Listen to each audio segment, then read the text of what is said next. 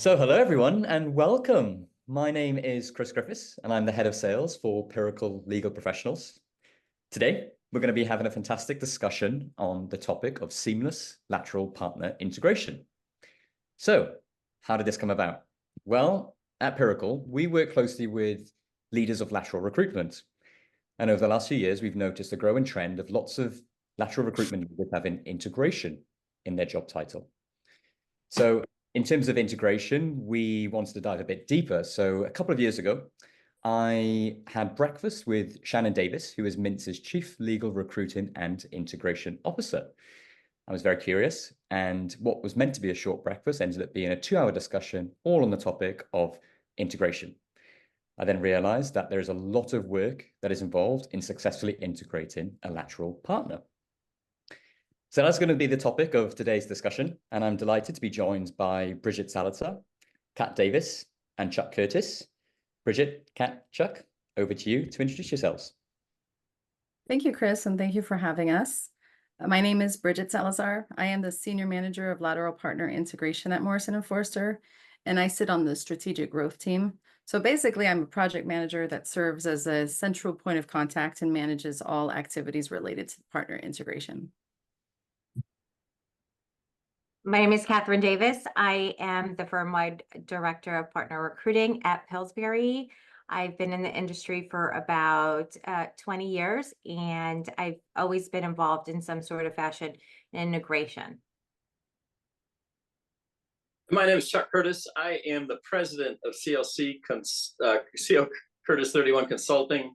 I have had semi-retired from the business. I spent 40 years in professional services, 20 of those in legal, the last 16 of those at Pillsbury as Director of Attorney Recruiting, and joined Pillsbury in 2007 as the Director of Partner Hiring and Integration. So integration's always been a huge part of my job description.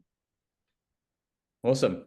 So a very great crowd we've got here, lots of different experiences, backgrounds. And obviously integration can take many forms depending on the size of the firm, volume of lateral hires, and so on. But Chuck, if you were to summarize actually high level as possible, what does integration actually mean to law firms? Sure. I think the basis of integration is the concept of taking a partner and his or her practice and seamlessly folding it into the practice of your law firm. And it takes on a lot of different faces and elements, but the basic objective is to highlight their abilities on your platform, give them exposure to the clients where they can provide help to the firm's clients, and also give them exposure to the partners at the firm who can help their clients. The idea being that you take their book or their client base, bring it to your client base, and make 2 and 2 equal 5, where you can add on the capabilities of your firm. And successful integration means a lot of different things to a lot of different people. But the bottom line is having that partner come to your firm, be a good citizen, be a good business developer, and help the firm's clients. Yeah, totally. And why is this such a big topic? Because obviously lateral hiring has been happening for a number of years. So keen to know, yeah, why it's so important. I'll dive in again there. I think integration done well is very successful, and all of us on the panel have had great successes and some less than successes. And I think that part of it can be the nature of the partner that you're dealing with. Some partners are national integrators and connect with people. Others are more focused on doing what they do and don't get around as much. Part of it is people get busy and don't think about getting that integration is important and being connected. But law firms are really interesting places to work in that there are lots of moving parts, and it takes time to understand the law firm infrastructure. And all of us do the same things, but each structure at each firm is a little bit different. So it takes 3 to 6 months to kind of understand the landscape, who does what, how it gets done, where the landmines are, where the success points are, and so being able to navigate that is critically important. And it's up to the individual partner, but it's also up to people like me, Kat, and Bridget to help guide that process. And that's what we're going to talk about today is how to do that, maybe just a little bit better and create those successfully integrated partners. To further what Chuck said, it's become such a big topic because everyone wants to know, what is it going to look like when I get to your firm? And the ideal way to paint that picture is to start at the recruiting process, right? The biggest questions a lateral has is, how am I going to integrate my clients over, and what is it going to look like for me? Am I going to be able to feed off of others? How do I get to integrate myself?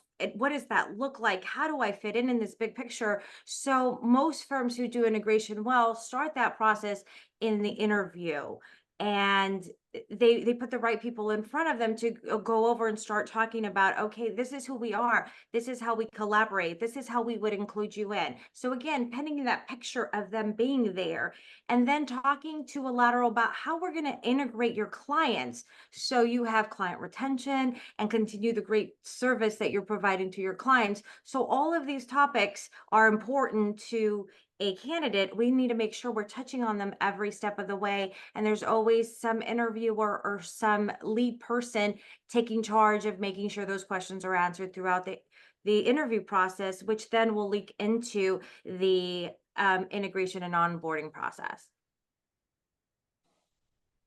Completely. And Bridget, this is, from your perspective from our previous calls, it's the future, right? It's the future of lateral hiring, and integration is vital for the future of successful law firms. So can you talk us about why that is?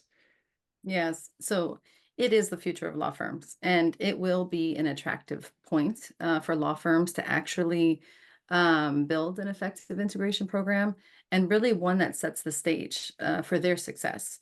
Retention is a real thing, and it's very important to retain partners, but it's exactly what Kat said. It's that experience that you give them, and it's all of the touch points along the way. And everyone's scared.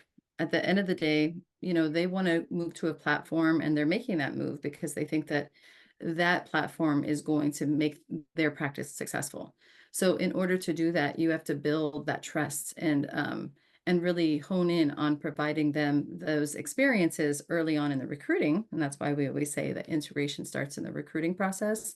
But all the way through onboarding, orientation, and for MoFo, it's actually integration is all the way into the future of 2 years. But the reason why is because all of those important and integral relationships that they are creating with all of the various partners or even stakeholders at the firm, that's going to lead to their success. So the better we do that, the more successful they will be. And then that feeling of I was integrated well, and that feeling of stakeholders saying someone was integrated well is very key when it comes to some metrics that we look at. For sure. And obviously, when you make high volume of lateral hires, not everyone is going to be a success. But what does a successful lateral partner look like? And Bridget, can you talk a little bit about how this can potentially be measured as well? Yeah, that's a good question. So successful integration comes in many forms, and there's a lot of different types of measurements that can be used. I would say many law firms don't use these measurements, and we're still kind of in the process of making sure that we track and measure. But I would say there's quantitative and qualitative. So the quantitative method side, we have like porting over business, right? So that will be very much of integrating their clients. It's that business development effort that we put a lot of time and effort into, revenue generation, and even other performance metrics like billable hours. There's also retention and return on investment. So those are all very important and valuable for the firm. So at the end of the day, all of those feelings aside, we're going to be looking at some numbers, right?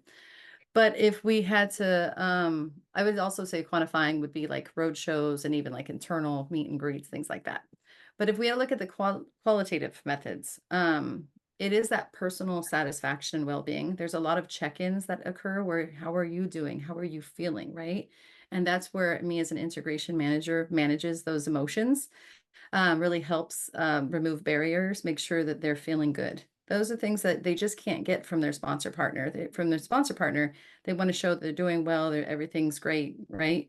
And sometimes to be very vulnerable, they need to go to that person that they can trust, but someone that's going to help them remove those barriers. It's also integrating into the culture, into the practice group and the firm. And lastly, I would say it's also feedback from key stakeholders. So all of this combined is what good integration looks like. And that's why it's so difficult to say that there's only one metric. It's not just billable hours, and it's not just you doing good performance-wise, because if that person does not feel satisfied, the person's still going to leave, right? If they don't feel integrated into the culture or the practice group, they still might leave, and that would be a bad ROI. So all things are important. Yeah, I think that's the $1,000,000 question, Chris, right? What is successful integration, and what makes a successful integrated or a successfully integrated partner? And it can mean lots of different things. I think you go into it, at least we went into it at Pillsbury with the objective of the person, feeling like part of the team and part of the firm. And it comes down to numbers, in terms of originations and billings. But we've hired a number of partners over the years, or did hire a number of partners over the years, that maybe the numbers didn't get exactly where we wanted to do, but partners became fantastic citizens, helped in different ways, became managing partners. Kat will know this better than me since I've been gone for a little while, but I know for sure that our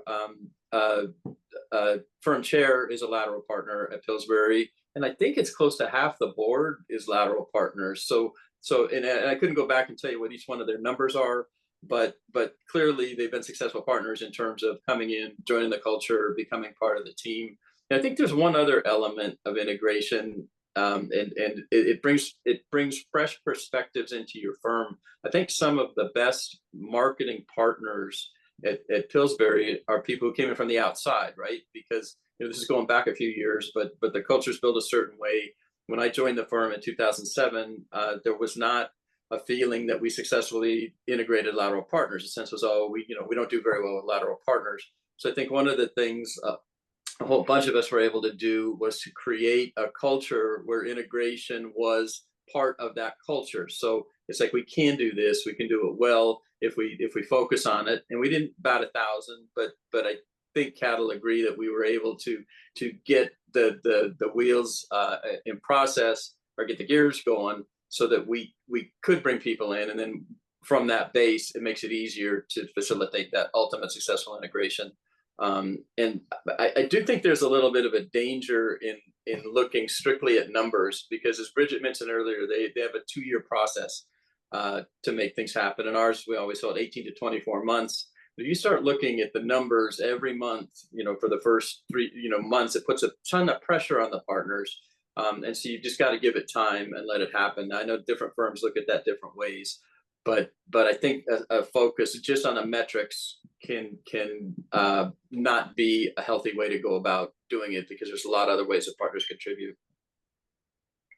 And I think it's important to note that no two integrations are the same. It's not going to be a 1 year, 2 year, 3 year process. I think the firms who do integration successfully look at it holistically over several years. Let's talk about 4 or 5 years, see how the partner's doing. And I think they're the firms who keep an eye on it the most and intervene when necessary are the ones who end up with the biggest yield, right? If we're looking at our numbers on a monthly basis and an annual basis, and then over several years, and we identify that, maybe somebody's hours are too low, maybe certain clients didn't import, our integration team should get involved and it's a combination of partners and staff members that we get involved and start looking at what the issue is and helping that candidate or hire, identify where they need the help, and then move with them and help them and support them and carry them through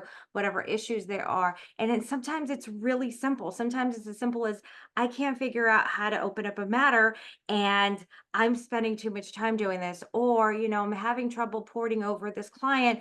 Can I get some help? There's also other revenue streams through this client that we can bring over. How do I get people involved? Who are the right people? And sometimes they're not asking those questions, and we can help support them through finding the resources and making sure that we help them get their hours up, or help them get the revenue up, or help them bring the client over. I want Yeah. to make one more point on how do we measure integration, because success is going to look differently for each partner. And it also depends on why are we hiring them. So there are some, partners that we're hiring because they are bringing a book of business. All right. So as a result, we're going to be looking at that. There are others that are coming in for their expertise. Maybe they're coming in from the government. There's others that are coming from in-house, right? Some are supporting other practice groups. Some are building practice groups.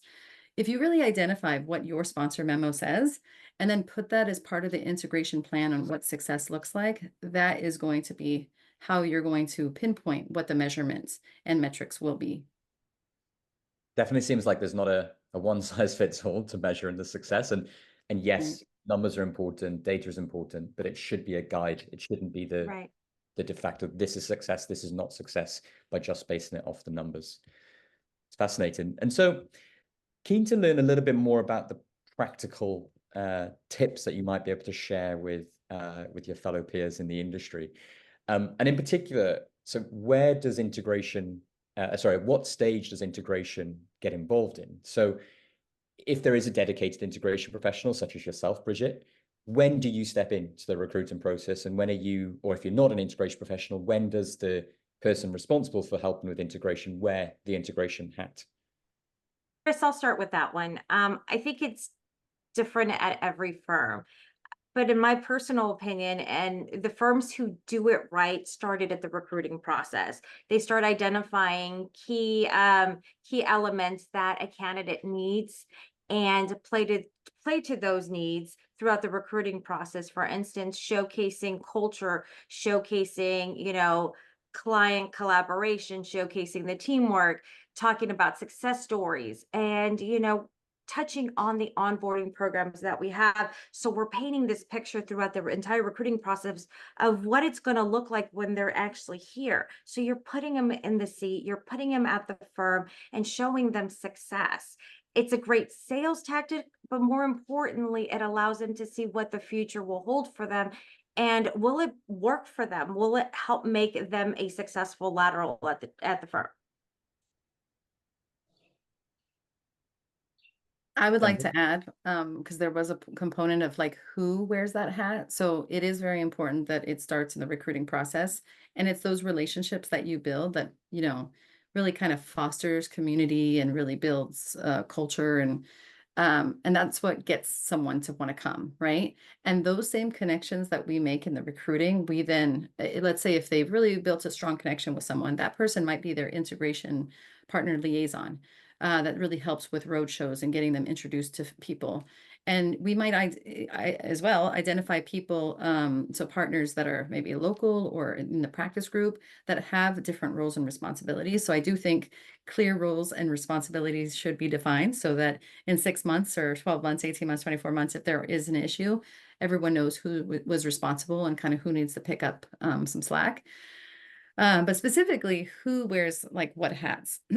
There are times where I could step back and I don't have to be an integration manager as much because a partner, that sponsor partner really takes on that role, does a great job on kind of just leading the recruiting process, really the integration process, et cetera. And I just take direction. But many times that is not the case. Many times I am like really teaching and empowering the partners of like, what is the best way to do this? And they're looking to us for our expertise. So as a result, I do think it is nice to have someone in this role, big or small firm, but and sometimes that person, and most of the time it's the recruiter, but just making sure that they are coordinating and kind of ensuring that touch points are happening, that communications are happening. Really, the building the trust and rapport, that's going to happen, but making sure it's really facilitating a smooth integration into the firm really comes down to someone really managing that and just making sure it happens and listening for key things. If you're talking to the new lateral partner and they're worried about something or they're struggling with something, or maybe, their portables came over and something didn't go as expected, you have to manage that. So manage expectations in the beginning. You can't tell everybody everything's going to be great. You have to say, okay, this is how this works, right? And then once they come in and once you're kind of working with them, that's where you could really make sure that you resolve any conflicts effectively, really keep that communication line open and be that, one-stop shop to make sure that you're bridging all of the various cross-functional teams together, whether it's that sponsor partner, integration partner liaison, excuse me, the business development team, et cetera. So I think there's so many key players in integration, but in order for it to work, it is nice to have someone managing all teams. I was just gonna make it quick and then get back to Kat. But getting back to the original question of when do you introduce integration people? I think that integration is still a relatively new concept for firms. I don't think it was a big topic of conversation back in the before the financial crisis in 2008, 2009, and so firms have done a lot better at integrating and working on structure and figuring things out. And now it's become, I've noticed in my consulting practice and in my last couple of years at Pillsbury, it's become much more of a defining factor in choices that partners are making. Very few partners say, look, I want to go to the firm that integrates me the best. But in their choices, right, as they're looking at different firms, it becomes a factor down when you get down to the final whatever number of firms they're considering. They want to know, how my client's going to get taken care of, how am I going to take care of, how are you going to get me introduced to these things? So I think some of these things that Bridget and Kat are talking about, the methodologies and the structures have become way more important to candidates in making those decisions. And it really helps the firm pop and stand out in the partner recruiting process. And I think it's important for firms to know what the integration plan is, right? Whether you're writing it down and sharing it with your interview team, whether you're a recruiter or at some point a partner in the process explaining it to the lateral candidate, it's important that everybody knows what the game plan is. A lot of times it's a missed opportunity, and it's important for firms to identify the people who are going to speak to the integration, people who are a part of it. At Pillsbury, thanks to Czech and others, we've instituted 2 lead integration partners throughout the process, throughout the onboarding process. We have a partner that oversees the integration process. So there are a lot of fundamental people that are in place to make sure integration is successful. Well, it's a great selling point a lot of people don't talk about. We have it there. Maybe they don't know about it. Maybe they don't have enough information. It's important to have that information from the very beginning. And that's, again, the recruiting process. So if firms don't have those in place, we highly encourage you to get that information and share it amongst your team of interviewers to help sell and close a candidate if that's something that's concerning. Yeah, totally. And at the end of the day, it's a big move. It's an important life decision that a partner's going to make, and they want to want to feel as comfortable as possible making that move. They want to be set up for success. And so making sure that everything is in place and they're feeling comfortable is going to be vital to that move. And as you said, it becomes a selling point then for that candidate to join your firm. It was interesting, actually, you talked about making sure that everyone is, well, not everyone, but everyone who should be aware of the integration plan is aware of the integration plan. And so does that sometimes stretch out to the external recruitment agent who is representing the candidate, or even independent third parties, maybe an integration coach, for instance? I think, yeah, I was gonna throw in. I mean, all of us are pretty well versed in integration, right? And so we're talking at kind of a high level of a bunch of different things, but we shouldn't ignore the basics, right? That some firms, our firms happen to have relatively sophisticated integration processes, but there's other firms that maybe are thinking about how to do it or what should we do to go about it. And so we've referred to integration plans and integration coaches, but one of the key elements of successful integration is it's really critical to have a written integration plan for each partner. It's not the same thing, but if you're kind of getting started in this or trying to refine, it's critically important to have that written integration plan that incorporates how does somebody going to meet all the practice section leaders at your firm, or all the appropriate leaders, all the people in their industry groups, and to get them introduced to the right partners at the firm to help in that integration. So something in writing is critically important. And then all of us have referred to integration partners. There needs to be somebody assigned, ideally, to that partner to help implement the integration plan. The practice section leader needs to be involved in that too. The business development team should be involved in a big way in terms of helping set up meetings and those types of things. But those are kind of the basics of having those types of things in place. And it kind of gives you that jumping off point then to go on to more things. And Kat and Bridget, I'm sure you've got more to add from that perspective. I like where Chuck was going with this, and I think it's very important. A written plan, everyone needs something to look back at and make sure, am I checking the right boxes and am I doing the right things? Oh, who are my contacts in, diversity, or who are my contacts in accounting, some sort of guide. And if you don't know how to build that type of guide, your firm doesn't have that type of guide, engaging with a consultant like Chuck is a fantastic starting point, right? You need to know, it's not a formulaic thing. You can't just get somebody else's integration plan and just implement it at your firm. There are a lot of elements you need to consider. What's the culture like, who the right people are, what we do, what separates us. There's so many questions to ask about how a firm does integration. It's important to have a guide like Chuck to help put it all together, bring it all together, right? Because if you don't have the plan, it's hard to articulate what makes the firm different. It's hard to articulate, how the candidate or the hire is going to be successful. I would also like to add, I was answering the question differently, but I think I like where this is all going.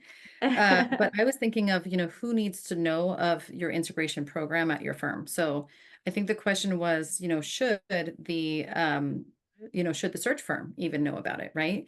So I do think that integration is a selling point, and search firms should know about your integration program. So it's up to us as the recruiters or integration managers to make sure that we are communicating that so they really understand what integration looks like at your firm, number one.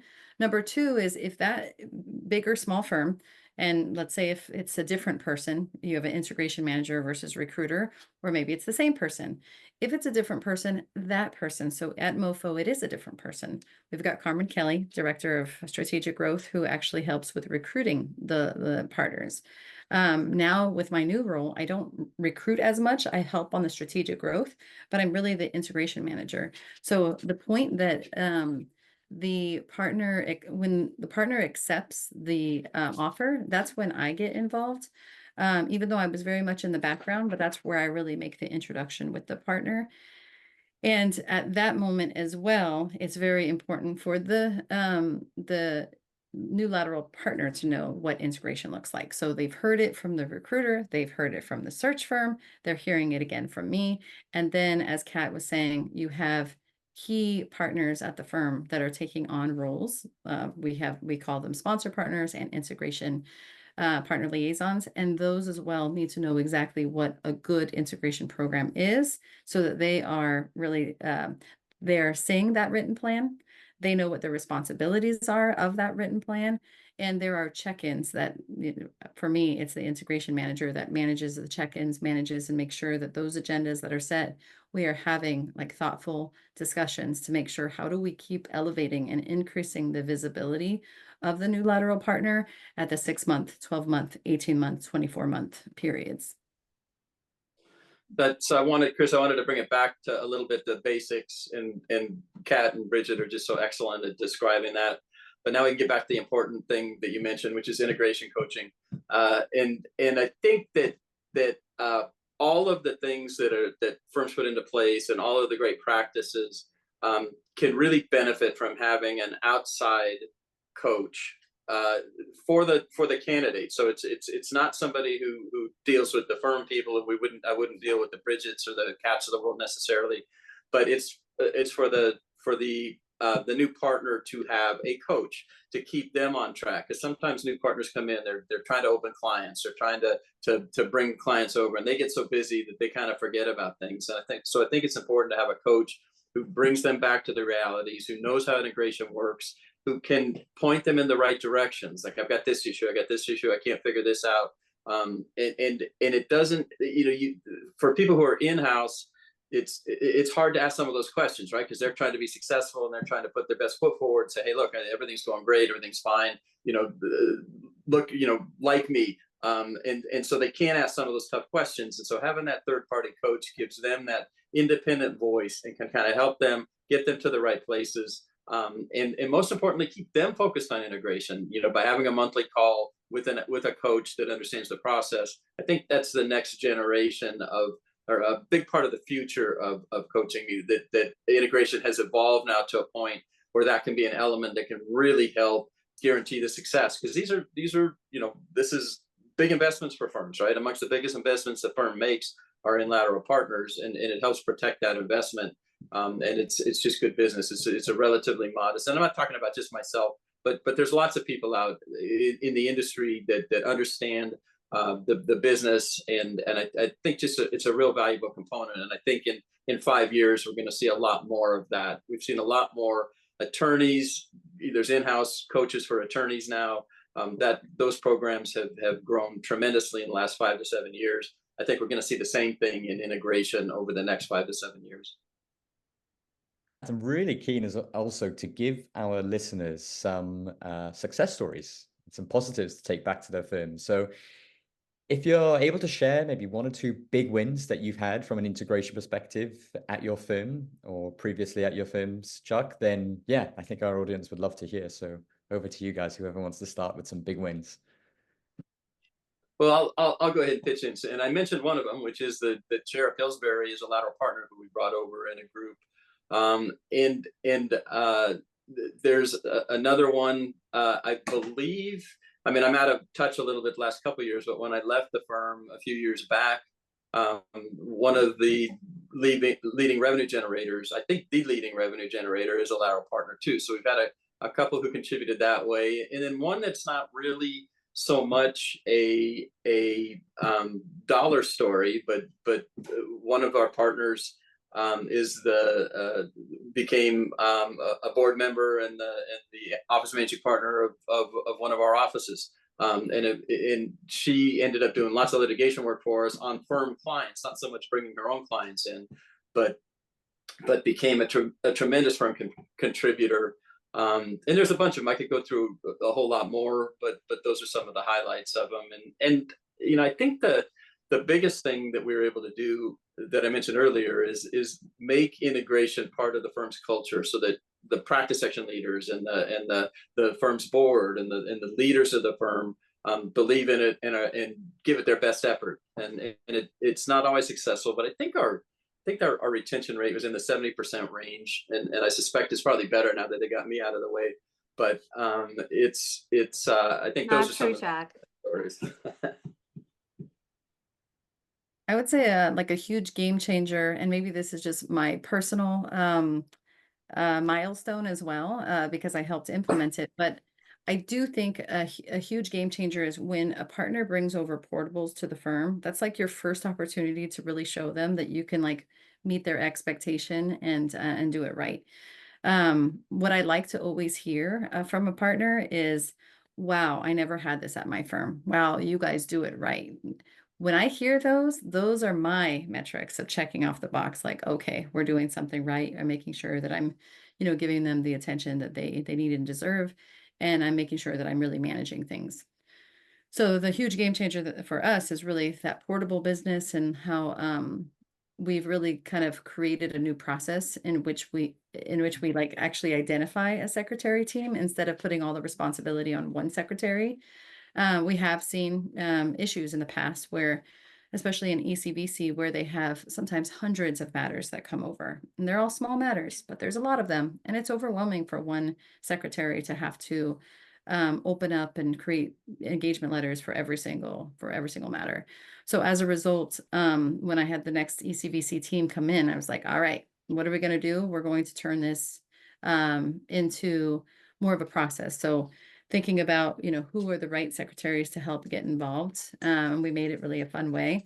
We made sure that we were, constantly checking in with the new lateral partners in general. But then I also created a spreadsheet. So that spreadsheet, since I already have a lot of the I have the ear and the attention of those new lateral partners before they join the firm. I can get a lot of information that maybe that secretary can't get until the first day. And we know how it is in the first day. It's very overwhelming in general.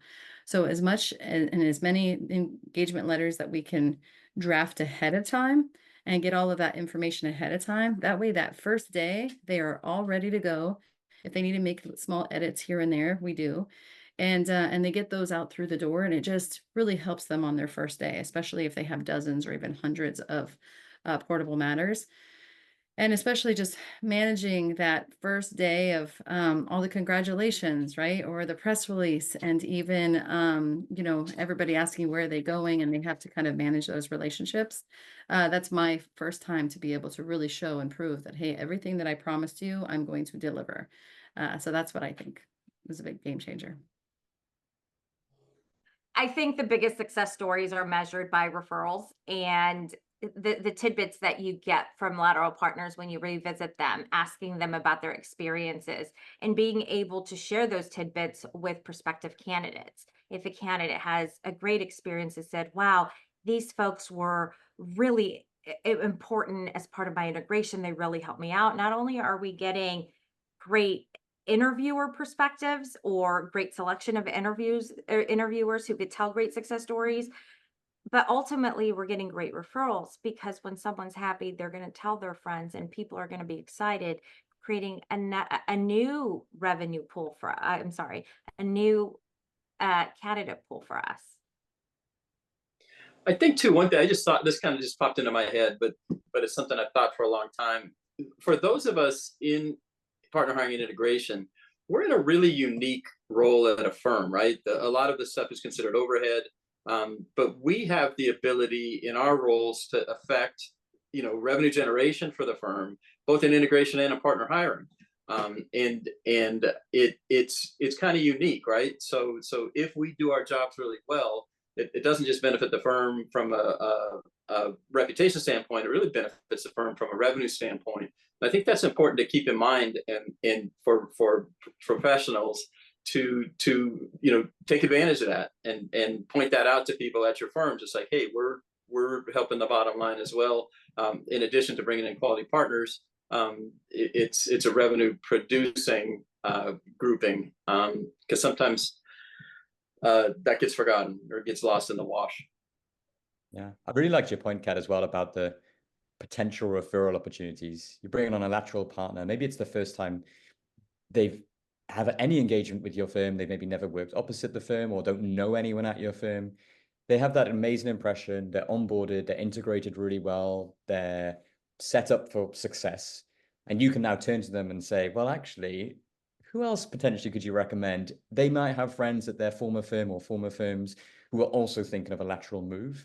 And this is going to be such a great advocate for the firm, who will say, well, I did the move. I had an amazing integration program, and I feel confident that I'm going to be set up for success. And it has that knock-on impact for future lateral hires.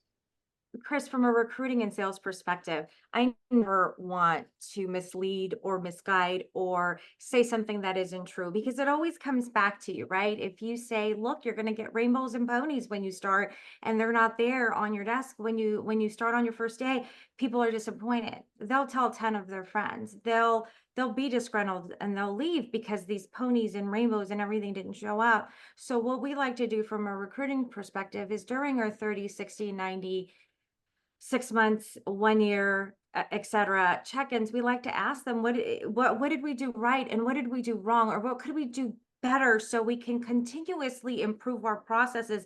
It's not a one size fits all, and certainly not a one size fits all for every partner hire that we make. But it's important to ask those questions as well, so that way you have reference points during the recruiting process. A candidate will likely ask you, what are the experiences of your other hires? Like, what are they saying? I was able to reference a group that started in our LA office. It was an entire group that integrated over. And when I first started, I asked them, why did you choose Pillsbury? What about this firm brought you to the table? And why do you stay? You guys have been here, you've been successful for so many years. What is it that's keeping you here? And then you hear those stories that start with, like, look, can I make $5 more going down the street to another firm? Yeah, sure. But here I'm surrounded by people that I consider my family. Everybody's collaborative. People love working together. Starting here, we never felt like an outsider. It felt like we were part of this Pillsbury family forever. That to me, that story to me, I can share that with new prospective candidates and say, like, look, if you don't believe me, let me tell you a story about this group that integrated in the things they said. As a matter of fact, let me introduce you to them during your interview process so they can give you their point of view as well. So you don't even need to hear it from me, because to some extent I am a salesperson, but you could hear it from their mouths about how they felt and how their process went and what their success story looks like. And then you can, grab some points and grab some tidbits and apply them to your integration process as well. Thank you, Kat. But I think one of the most important things that both Bridget and Kat have mentioned is that it's you're not done. You're never done. It's a constantly evolving process, and asking questions and talking to your new partners to figure out what can we do better. And it's so nice. One of the things Bridget mentioned, it's always so nice to hear, geez, my other firms never did anything like this. This is great. But you have to constantly look forward. How can we do it better? What can we do? And people have different perspectives. And the more inclusive you are, the more opportunity you have to make your process better. But so I think that's very important to keep in mind. I also think we all just love our jobs. Yeah. Like at the end of the day, you have to really want and be passionate about what you do, because we care so much about their success and how they feel. And every single time we hear a success story, whether it's a key stakeholder saying, oh, that was a really great hire, right? You hear that all the time. You have to ask those questions. What made it a great hire? What parts? What can we make sure we keep continuing to do well? And then there's also the part of like asking and doing surveys or focus groups, right? Always thinking about how you can make the process better. And if something went wrong, how do you make it better for the next lateral that starts? I mean, you could implement something so quickly and learn from a mistake so quickly. And at the end of the day, I think all of us are just really into just making sure that the person is successful, making sure they're happy, creating connections. And that's what's great, is those connections actually turn into, opportunities, right? So that's what we're doing. We're helping them be successful by creating connections, building those opportunities, increasing their visibility at their firm or even externally with their clients. And that's what makes me feel good, is just seeing every single success story along the way and hearing that feedback. Really makes me just really like my job. I think a lot of us have become successful over the years because we've relied on our network. I can tell you how many times I've called Chuck or Bridget to kind of brainstorm an idea, see what they thought, see if they have any experiences, see what they're doing different, and kind of bringing it and making it our own at whatever firm we're at. I mean, Bridget's formula is not going to work at Kat's firm or at Chuck's firm, etc. But it's being able to draw on everybody's experiences and really relying on your network of colleagues and friends to make it better. I could easily pick up the phone and say, Chuck, here's my dilemma. What do you think I should do? Or Bridget, have you done this before and has it been successful? And so leveraging each other, leveraging our experiences have really lent itself to a more successful integration program, whether it's through the recruiting process or after a partner starts. Kat and I have discussed and had many conversations about integration and kind of how to make things better based on what our firm looks like, right? And getting some of the tools that we need. And number two is, what's really nice about this industry is everyone shares. I feel like I get a lot of phone calls because MoFo is one of the kind of leaders when it comes to integration, because we have a sole senior manager of integration. That doesn't happen in every firm, but we know that integration is the future. We know it's going to be used as a selling point. We know that's why we've got partners leaving their firms is because of a bad experience and they want to go somewhere better. So that is something that we are all leveraging, and we are all want to do better in our roles. And we are also using our networks and talking to them, and everybody's very much open to sharing. And I would also welcome anybody who wants to ever reach out to me to reach out, because it's one thing to keep we're not going to tell you our secret sauce, no, but I could definitely tell you how it's structured, what works, what doesn't, and then kind of like what are the key elements that you need for a very successful integration plan, which includes that written plan, like a roadmap, roles and responsibilities, check-ins, etc. That, I could share those with individuals so that they can help make their integration program better at their firm. Yeah. And then Chris, how does this all tie into Piracle? I guess the things that we learn through the recruiting and onboarding process, we can leverage these metrics to then take them to a database like Piracle, and then maybe look to hone in to find the right candidate, the successful candidate on our platform, leveraging those tools that you offer. Yeah, exactly. And there's been lots of successes over the years with integration programs. And there's been, we've touched on a little bit about, there's been a few mistakes made, but I'm wondering if any of you are willing to share an honest mistake that has happened, or an experiment that you tried that just quite didn't work out, which you would maybe recommend a listener maybe not to do. Of course, every case is different. Every lateral partner is different. So what may not work for your firm may work for another firm. But if anyone's willing to share maybe a funny story, that would be interesting to hear. Perfect. What are you talking about? Plus, you know what, I can actually speak to it since I don't work for a firm anymore. But I think that over the years, we, like I said, our success rate was pretty good. People leave for different reasons. One of the things that we found that didn't work very well for us was bringing in bolt-on type of practices, people in an area that was not in the area of firm's expertise. So if we didn't have an existing group doing what this particular group did, we didn't have that much success. I know a couple of times we took stabs at establishing an appellate practice, and we didn't really have one, and it just didn't work particularly well. So I think that is one that worked for us, was to always hire into an area of strength. And that's something that you can also communicate to search firms and people that are making your case for you, is that we're always trying to build strength. So that might be an example where we didn't, we didn't get to the finish line the way we had hoped to. So I think the biggest blunders that I've experienced during the integration process is usually it's surrounded by the word conflicts. When conflicts aren't done right, it's not necessarily something we're doing, but if a candidate's being fast-tracked through any process, there are things that get missed along the way.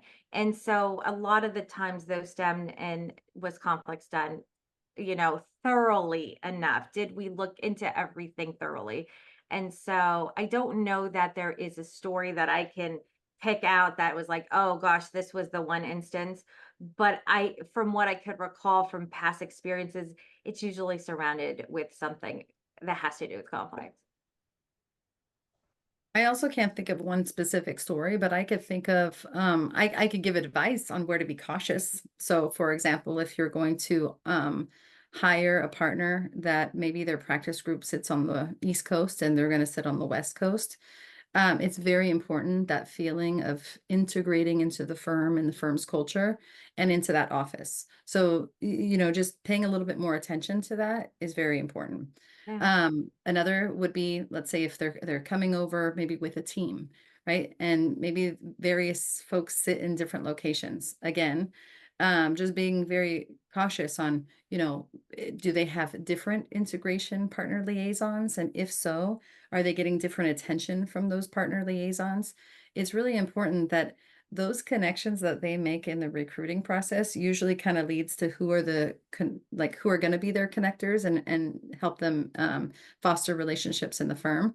So that feeling of connectiveness is very important, number one. But number two is, it's just a matter of making sure that everyone has someone who's going to be their ambassador, or, you know, kind of that sponsor for them, to make sure that they are getting in front of all the right practice groups early on, or having a roadshow to increase their visibility.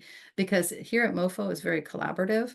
So and we're like more of a one-stop shop when it comes to clients, right? We could serve everything from ECVC through their employment labor all the way to you know, public companies, and then mergers, acquisitions. I mean, we could bring them all the way through.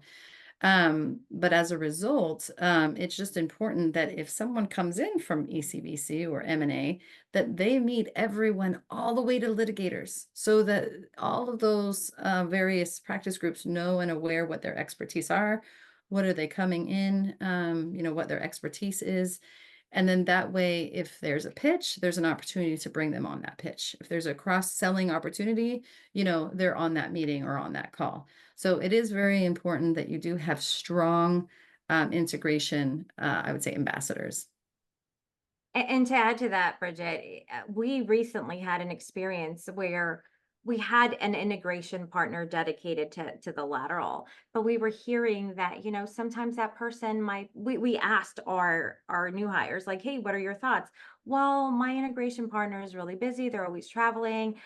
Sometimes I feel like I can't ask them, you know, where the bathroom is, and those sorts of things. So what we added to the process as part of the feedback we received is a second integration partner, whether that person is in the office, whether that person's a new partner and can kind of help you, you know, get through the everyday. And so we listened, we applied, and it's actually a very successful tactic to have more than one integration partner for your new hire. That's right. And we do the same thing. Is you have, we call it the sponsor partner, that helps bring you through the door. And then that person could be the same person, but based on, you know, their availability, do they sit in your local office, et cetera. Most of the time they are part of your practice group, but we can identify an additional integration partner liaison that will help specifically on connecting you, maybe even going with you. Like I have a gentleman who just started with the firm, and he's lined up for 5 different offices in just the next couple months to go visit various offices, and his integration partner liaison is going with him for every single visit. So and he had that experience.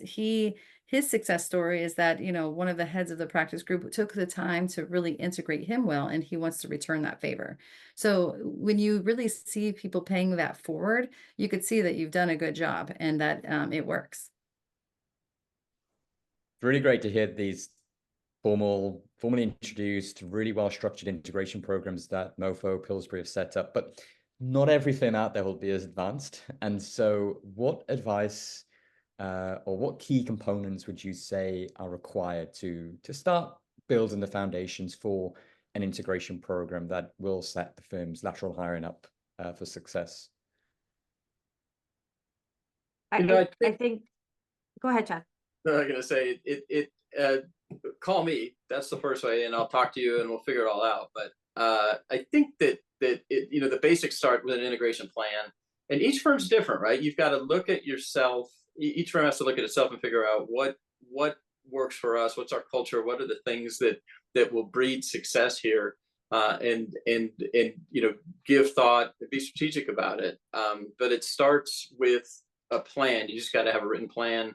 You know, Bridget and Kat have just mentioned, you know, the more than one integration partner, getting the buy-in of practice section leaders are all really, really important. But I think that if you're starting from scratch, you know, seriously, you can talk to somebody from the outside. That's a good way to kind of help you clarify your thoughts and to know what the right things to do are, some do's and don'ts. And there's numbers of people out there who can help with that. But I think that the key is to put some structure to it, and to make sure that somebody is assigned. You need a quarterback. You need somebody who has an overall responsibility, who has the ear of enough senior people on the leadership team that they can have conversations with them, and who can guide the process. You know, Kat, Bridget are you know, fantastic ambassadors, and that's part of why the programs work at their firms.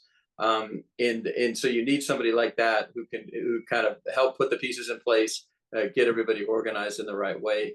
but it's challenging. But I think it's really important for firms, especially right now, right? If you don't have that a good integration program, or you're looking to start one that's better, it's really going to be crucial to being who you want to be in the marketplace, is to have those tools in place. In addition to what Chuck said, I think hiring Chuck and having a plan are fantastic starting points, but also I think asking your recent hires and some folks who've been there for a long time, what works, what doesn't work, what we wish we could have done different. That's a great place to start, because then you can fix any issues that are part of the system that you have in place, but then you can also improve it. I would also, I'm just trying to reflect here on kind of how we built our integration program. And I remember very much, and I do have a project management background, so this might contribute to it, but we sat down and made a RACI chart. So a RACI chart is like responsible, accountable, consultant, and informed. So like who is responsible, who's going to be accountable for like the various steps. So like writing down the steps, figuring out who's accountable for what. Because that written plan, I feel like a lot of people say that they have a written plan, but it's like really just an orientation deck. But when we say a written plan, what we are saying is that, you know, rules and responsibilities are well defined, right? There is some sort of roadmap in there on like what is going to happen. So there's usually like in the first 90 days, monthly check-ins, and then 6 months after that, up until their 2 years with the firm. Those are all very important. Everyone needs to know kind of what is their responsibility in their role during these various times. And in addition to that, their business development is huge, right? So whether it's bringing over the portables and kind of who's responsible and what success looks like there, or business development and how we want to put this lateral in front of various offices or clients, that all needs to be written down. I mean, really written down. The more it's written down, you have something to reflect on. People understand what success looks like, and even you can measure it in all types of ways. You can measure it by quantitative. You know, how many did this person actually have? How many offices did they visit? It could be qualitative, how people feel, what kind of feedback you're getting, et cetera. And then ultimately that performance, where you kind of look at billables and, you know, revenue generations, et cetera. So just writing it all down is really a great plan. But if you did have someone like Chuck, I think I would have probably called Chuck. I would have called Chuck and said, hey, like, you know, instead of kind of a lot of trial and error, you know, really finding out from someone, hey, this is the blueprint and this is how you implement the blueprint. Because even with me and with anyone else, if I share with someone, oh, okay, you should do this, that, and the other, someone is going to implement it very differently than how I tell them to implement it. And things can go wrong. So it is nice if you have the resources, and if your firm is into using outside vendors, I would definitely say that would be the future of law firms, is really utilizing resources and expertise and bringing them in. So you don't have to think about a head count per se, but you can get someone to help kind of provide consulting. And I don't know if it would be just for, when it comes to consulting, just for the lateral, but I think it needs to be for everyone involved, the entire integration team, to really kind of build that program. So it's probably a little bit of both. I'm not really sure, Chuck, exactly how you do it, but it sounds like that would be the future. Well, that's going to conclude today's session, but it's been an absolutely thrilling discussion, and I've learned so much myself, and I'm sure a lot of our audience listening will have plenty of practical tips to take back to their firms. So just to wrap up, any final remarks, Chuck, Kat, and Bridget? Well, Chris, thanks to you, Empirical, for giving us this opportunity. Really appreciate it, and you guys do tremendous work, and it's really important to the industry. And Kat and Bridget, what a pleasure! You guys are professionals. It's fantastic to be here with you. I would say for the audience, you know, you don't do it alone. We're all here as resources. Reach out, and we're happy to give you kind of the framework that you need to, whether it's you starting an integration program or if you're just trying to make some adjustments. It's not a one size fits all, but you know, we're always happy to share our key learnings, best practices, any lessons learned, and reach out. what Chuck and Bridget said. Also, started the recruiting process. It starts as early as you introduce yourself to the candidate. I think it's important to carry along your integration intentions from the very beginning, because that's when you learn the most about the candidate. Fantastic. And thank you very again, everyone. And any questions? Thank you, Chris. Thank you. Yeah, please get in touch. Thank you so much.